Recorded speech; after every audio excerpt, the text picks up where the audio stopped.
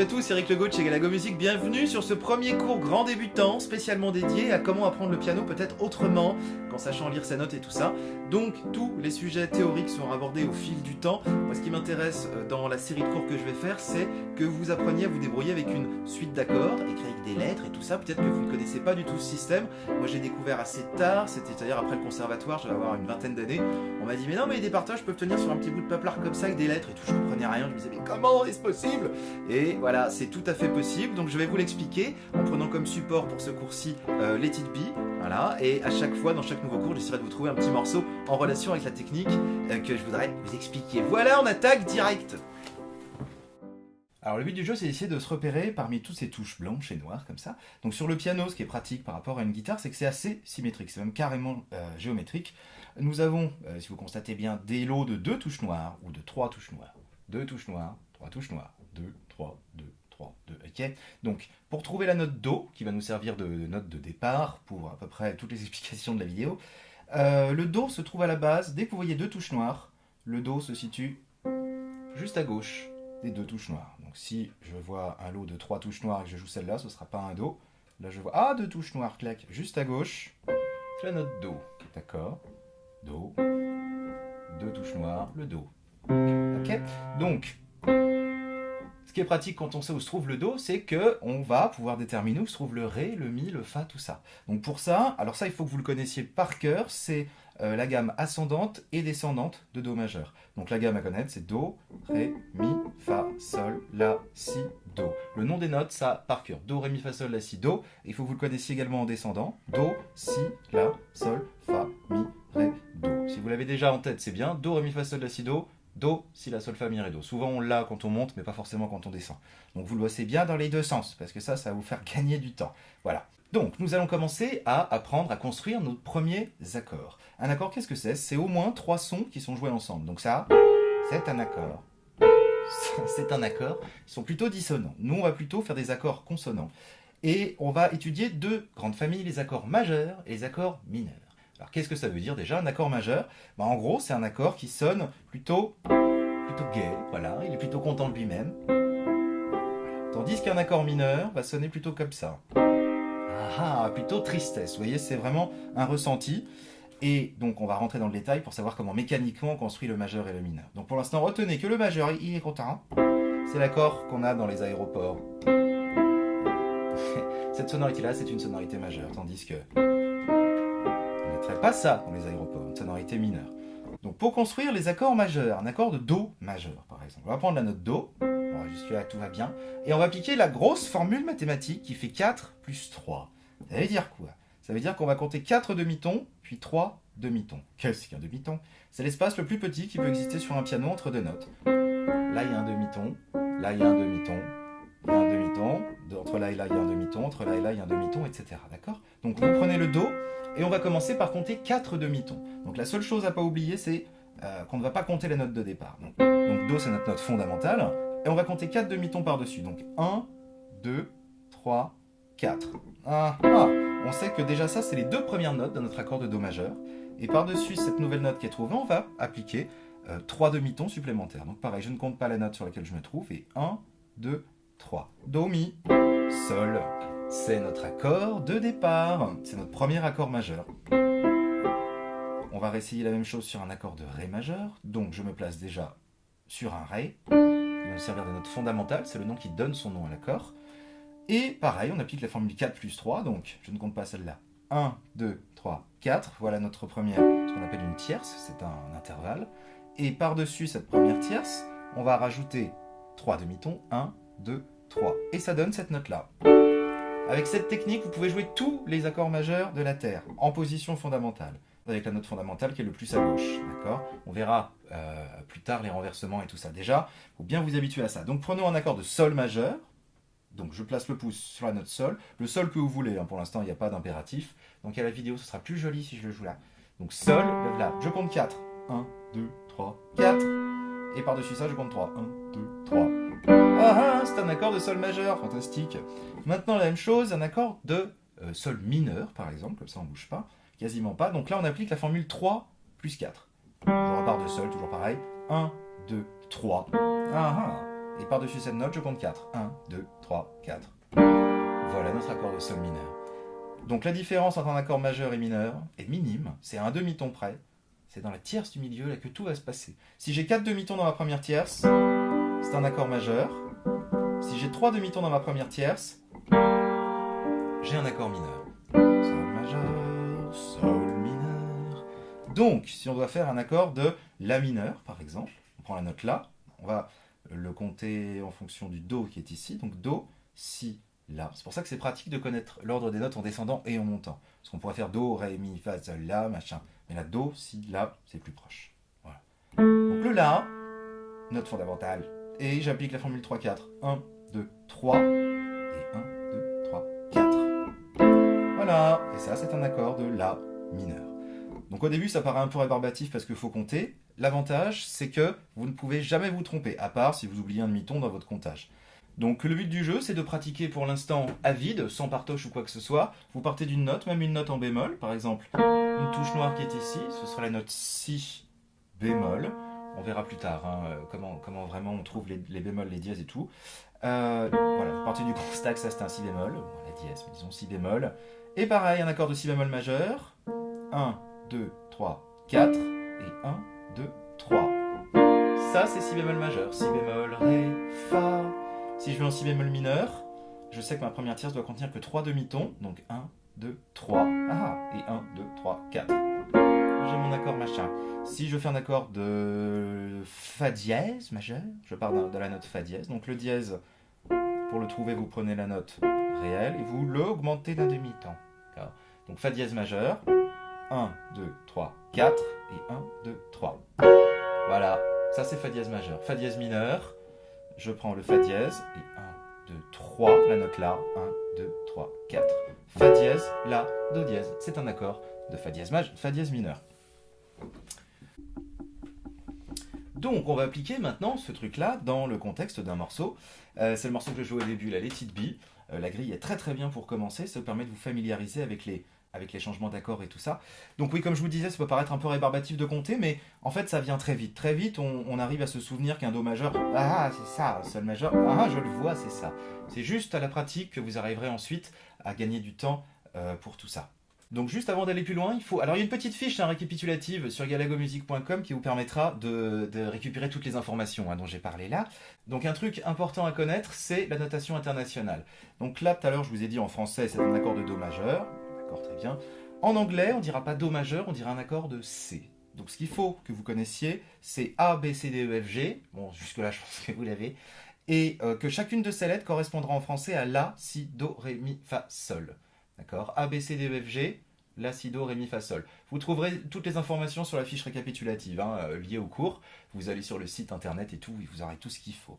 Donc à connaître par cœur. Donc si on veut un accord majeur, en système international, on ne dira pas qu'on veut un accord de Do majeur. Enfin si en français on le dit comme ça, quand on est entre musiciens, on dit tu fais un Do et tout. Mais sur les partitions, on notera ça un C.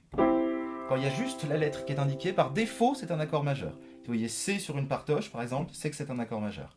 Si vous voyez C petit m, là en revanche, ça spécifie que l'accord est mineur. D'accord ? Parce que c'est ce qu'on va trouver justement dans la grille que je vais vous expliquer.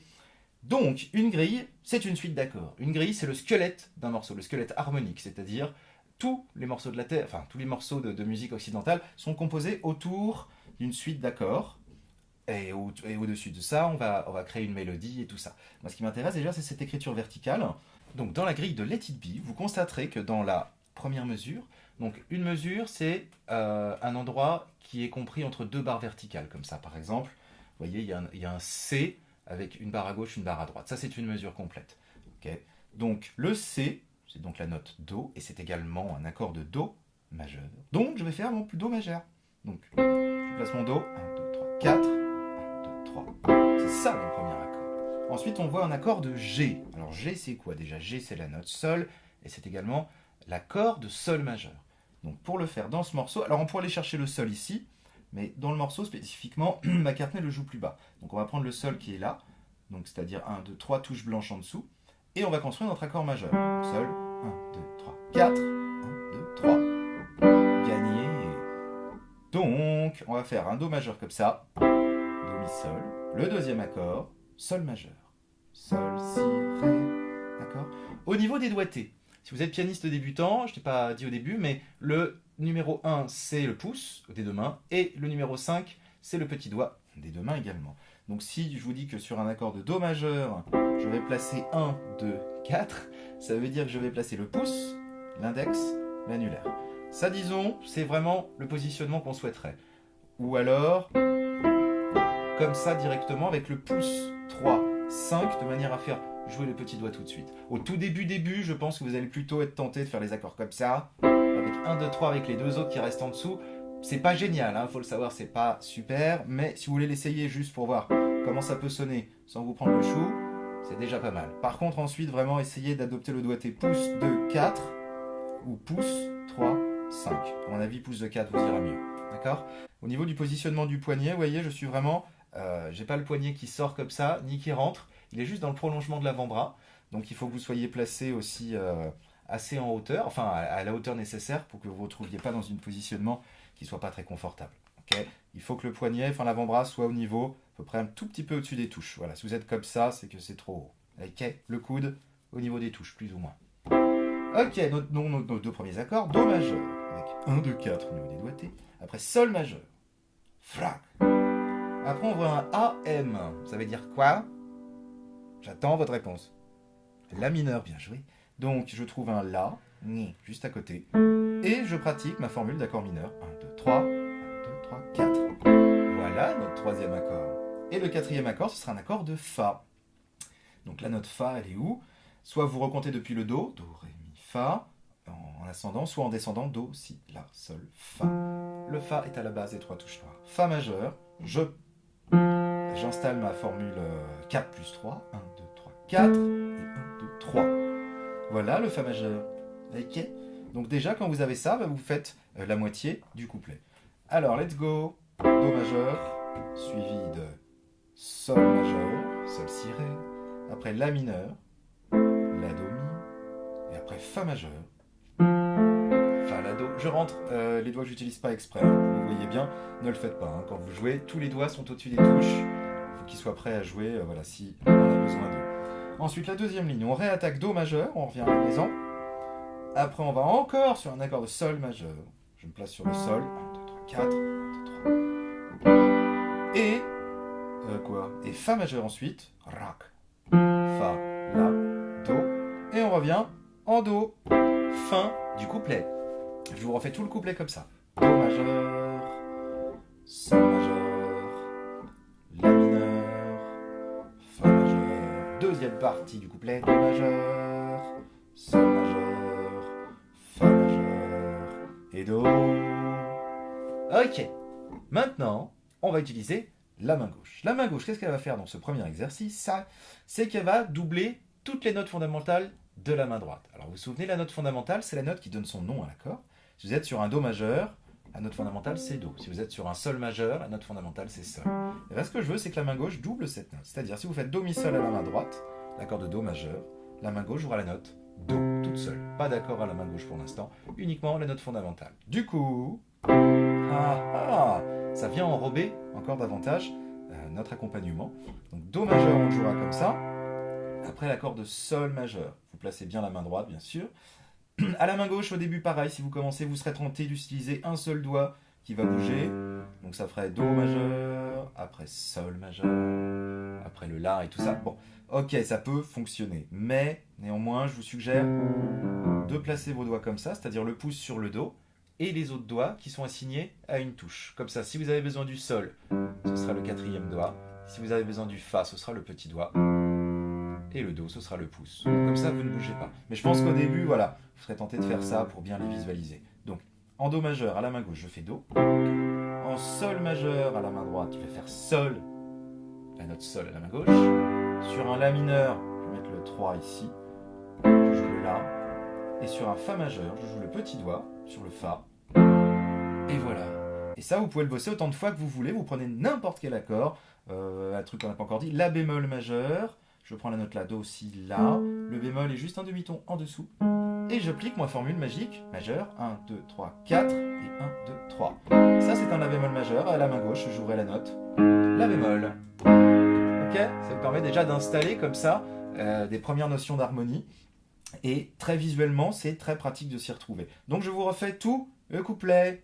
Do majeur, Sol majeur, La mineur, Fa majeur, deuxième ligne, Do majeur, Sol majeur, Fa majeur et Do majeur. Voilà. Sur la partoche, vous avez une deuxième partie qui est le refrain, qui reprend en fait tous les accords qu'on a vus mais dans un autre ordre. Donc du coup, cette partie-là du refrain, ce sera à vous de la travailler tout seul comme des grands, puisque c'est exactement le même principe que ce qu'on a vu dans le couplet. Donc ça, c'est vraiment la toute première étape. Enfin, déjà, on a avancé dans les étapes, mais si vous arrivez à plaquer les deux mains, pas à vous gourer dans les sons et à vous y retrouver, vous avez déjà bien avancé dans le travail. Ok. Bon, alors ça, c'est vraiment comment s'accompagner, méthode numéro 1. On plaque à la main droite l'accord et la note fondamentale à la main gauche. Et on a besoin de notre accord, on le déplace. Très bien. Méthode numéro 2 d'accompagnement. Pour enrichir un tout petit peu et créer une espèce de mini rythmique, comme ça, un petit moteur. Ce qu'on va faire, c'est qu'on va, on va taper 2 fois l'accord à la main droite. Tandis que la main gauche, elle restera enfoncée les 2 temps. C'est-à-dire 1, 2. Nickel, après le sol. 1, 2, le La mineur. 1, 2. Vous voyez, la main gauche reste enfoncée. Au début, ça va sûrement vous donner ça. Vous allez plaquer, vous allez vouloir replaquer à droite et les deux mains vont rejouer genre. Mais non, ce n'est pas ce que j'ai commandé. Ramenez ça en cuisine. Donc Do, je retape l'accord. Sol majeur, même de principe. La mineur. Et voilà. Et on a entamé, comme ça, un petit peu des exercices d'indépendance des mains. Je le refais. Et après, le but du jeu, c'est de ne pas s'arrêter. D'accord? 3, 1, 2, 3,